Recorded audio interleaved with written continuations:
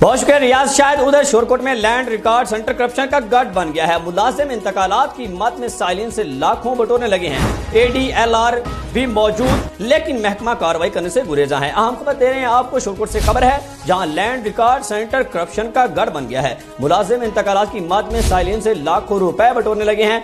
ADLR भी मौजूद लेकिन महकमा कार्रवाई करने से गुरेजा है। मजीद तफसीलात के लिए हमारे साथ टेलीफोन लाइन पर मौजूद हैं नुमाइंदा सिटी न्यूज अवैस अमीर मुगल।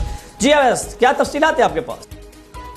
जी बिल्कुल, land record centre Shorkot corruption का गढ़ बन गया। मुलाजमीन इंतकालात की मद में साइलिन से लाखों रुपए बटोरने लगे हैं लेकिन महकमा जो है वो किसी भी कार्रवाई करने से गुरेजा है। साहिल ने दरखास्त गुजारी लेकिन DG नैब ने 2 मुलाजमीन को मुअत्तल जबकि 2 को रियायत दे दी है। इस हवाले से शहरियों का कहना है जब काम नहीं होता तो मजबूर होकर रिश्वत देना पड़ती है।